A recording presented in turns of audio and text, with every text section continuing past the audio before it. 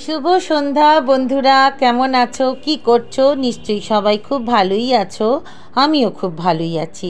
আমি তোমাদের মাটি নিয়ে বলবো, মানে ওই আর কি অ্যাডিনিয়ামের মাটি প্রসঙ্গে দু চার কথা বলবো।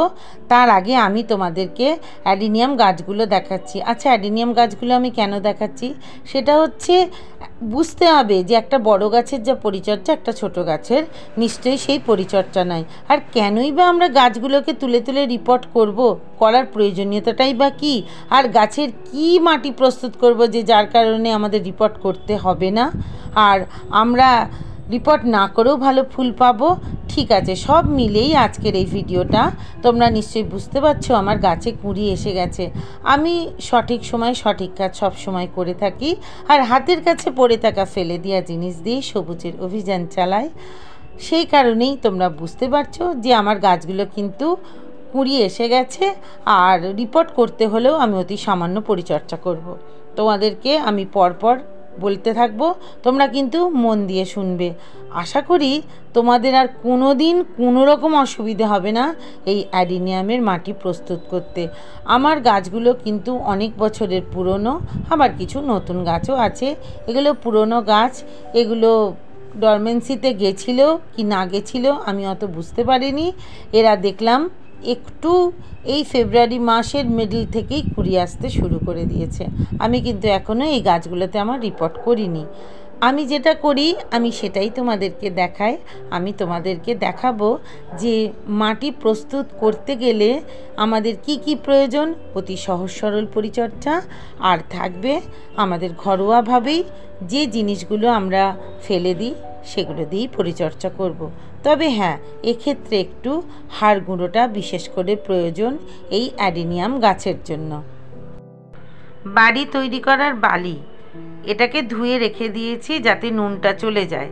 এটা হচ্ছে পাতা সার, যেটা আমি তৈরি করেছি আর তোমাদের দেখিয়েছি সারা বছর ভর এরকম ড্রামে মজুত করে রাখি।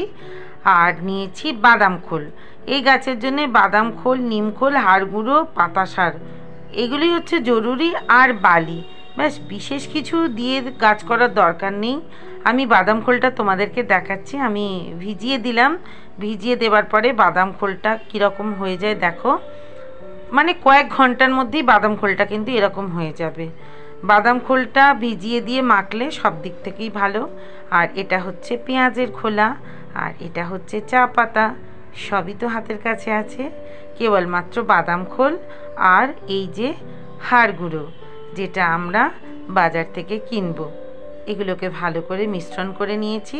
মিশ্রণ করার পর একটা টাবে রেখেছি, তোমরা বুঝতেই পারছো এরকম একটা টাবের মধ্যে রেখে দিয়েছি, যেগুলো আমি তোমাদের দেখালাম। এবার আমি তোমাদেরকে দেখাবো একটা 8 ইঞ্চি টবের মাটি কিভাবে প্রস্তুত করব। একটা মোটামুটি আইডিয়া আমি তোমাদের দিতে চেষ্টা করছি। আমি কি কি দিচ্ছি, 2 টব বালি দিলাম, বালির পরিমাণ বেশি দিতে হবে। আমি কিন্তু মাটি ব্যবহার অ্যাডিনিয়ামে করি না। বালি আর পাতা সার, এই গাছের পাতা সার আর হাড় গুঁড়ো হচ্ছে সব থেকে জরুরি। বালি, পাতা সার, আর এটা হচ্ছে নিম খোল। নিম খোলটা দিলে খুবই ভালো। যাদের নিম খোল নেই তারা নিম পাতা শুকনো করে গুঁড়িয়েও দিতে পারো, তাতে পাতা সারেরও কাজ করবে আর পোকামাকড়ের হাত থেকে বাঁচতেও কাজে দেবে। সব মিলিয়েই উপকার দেবে। বালি, নিমখোল, পাতা সার, ভার্মি, এই 2 ইঞ্চি টবের মাপে আমি ভার্মিটা দিচ্ছি।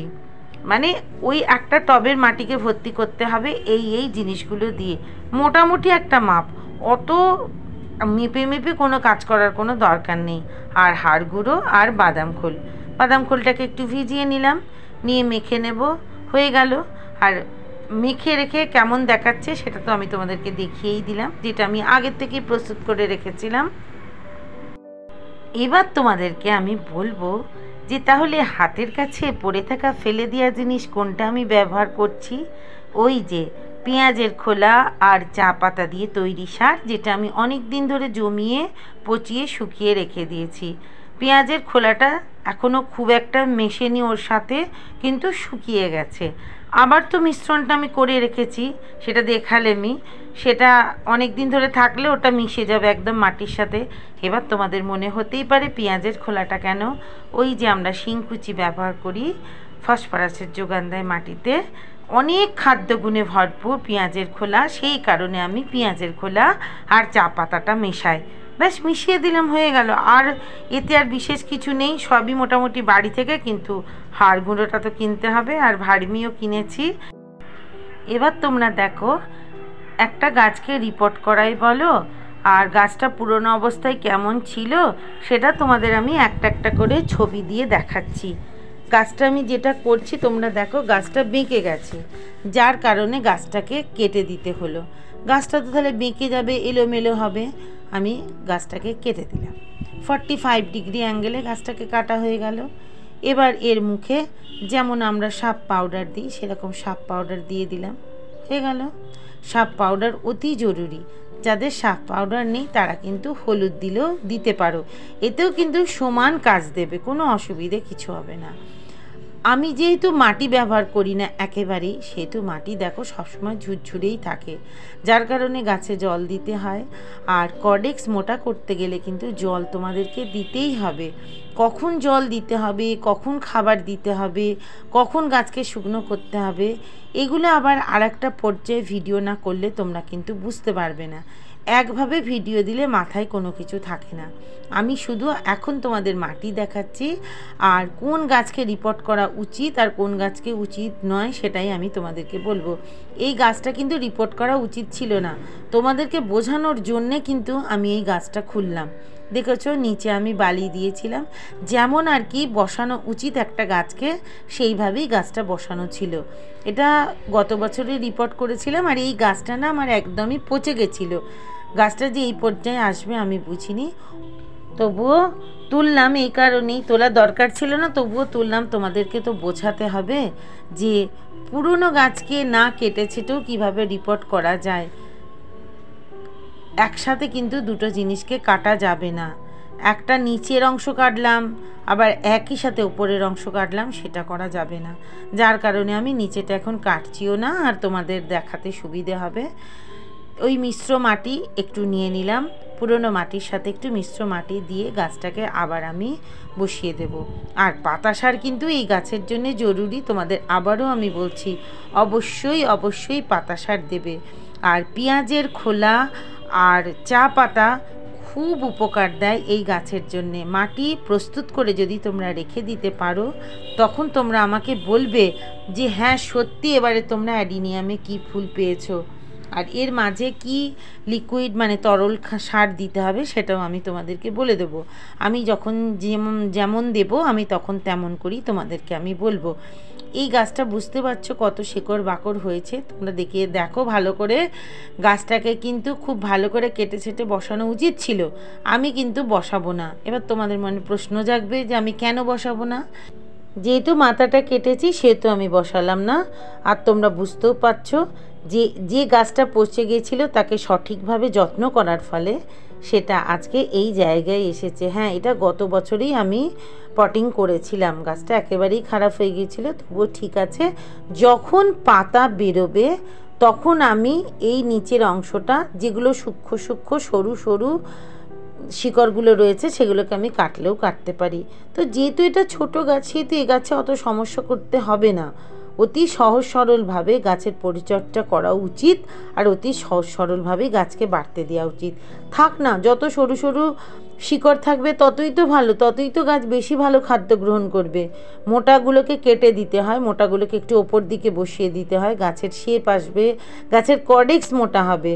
তো গাছকে সঠিকভাবে খাদ্য দিয়ে বসাতে হবে, মাটিটাকে সুন্দর করলাম, হয়ে গেল। আর কিছু করতে লাগবে না, সারা বছরভর গাছ এগুলোই খাবে। এরা কিন্তু কর্ডেক্সের মধ্যে জল খাবার সবই সঞ্চিত করে রাখে, যার কারণে জল অনেক দিন বাদে দিলেও গাছ মরে না। তবে জল কিন্তু সময় মতো দেওয়া উচিত, তা নাহলে পাতা হলুদ হয়ে যাবে। ফুল আসার পর মানে কুড়ি আসার পর ফুল হতে চাইবে না, ফুল বড় হবে না। এগুলো সময় মতো পরিচর্যাটা তোমাদের করতেই হবে। এবার তোমাদের দেখাচ্ছি এই যে ছোট গাছটাকে আমি কি করব, একটু মাটি তুলে দেওয়া হলো, ওই পাতা সার যা বললাম, পেঁয়াজের খোলা, পাতা সার, হাড় গুঁড়ো সব কিছু একটু একটু করে দিয়ে গাছটাকে বসিয়ে দিলাম। হোক না, এখন বড় হোক না, থাকবে ছাদে, তৈরি হবে, তারপর মনে হলে সে ফুল দেবে, না হলে না দেবে। গাছটা তো আগে তৈরি হোক, গাছটা আগে ভালো মতো হলে ঠিক সময়ের সাথে সাথে ফুল দেবে। আর তোমরা কিন্তু এই গাছ মানে এই অ্যাডিনিয়াম গাছকে কখন রিপোর্ট করবে বলো তো?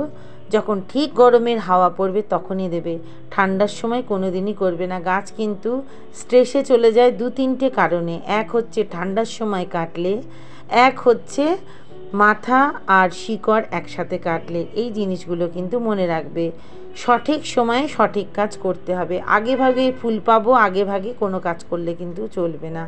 আশা করি তোমাদের বুঝতে কোনো অসুবিধে হয়নি। আমি যথাসাধ্য চেষ্টা করলাম সম্পূর্ণভাবে ছবি তুলে ধরে তোমাদেরকে বোঝাতে। তোমরা নিশ্চয়ই বুঝেছ। তোমাদের যদি আর কারো কোনো রকম প্রশ্ন থাকে আমাকে বলো। আর বিশেষ কিছুই অ্যাডিনিয়াম নিয়ে মনে হয় না বলার আছে। আমি যতটা জানি আমি ততটাই তোমাদের সামনে তুলে ধরলাম। এতদূর ছিল আজকের ব্লগটা। তোমাদের কেমন লাগলো তোমরা অবশ্যই জানিও। ফিরে আসবো আবার নতুন কোনো ব্লগ নিয়ে। আর যতক্ষণ না ফিরে আসছি দেখতে থাকো পুরনো ভিডিওগুলো। আজকের কিছু ফোটা ফুলের ছবি আমি তোমাদেরকে দেখাচ্ছি। গ্যাজেনিয়াগুলো অনেক দিন ফুটতেই চাইছিল না, যদিও আমি খুব অল্প দিন আগেই বসিয়েছি। গাছের ফুল ফোটার একটা মিনিমাম টাইম আছে। কোনোটা ফোটে 65 ডেজে, কোনোটা ফোটে 80 ডেজে, কোনোটা ফোটে 90 ডেজে। সেই বুঝেই কিন্তু আমাদের গাছে ফুল ফল আসে। তোমরা সবাই খুব ভালো থেকো, সুস্থ থেকো। আর একটা লাইক দিয়ে অন্যকে দেখার অবশ্যই সুযোগ করে দিও। তোমাদের কিন্তু যদি বুঝতে অসুবিধে হয়, কোনো প্রশ্ন থাকে অবশ্যই তোমরা করবে।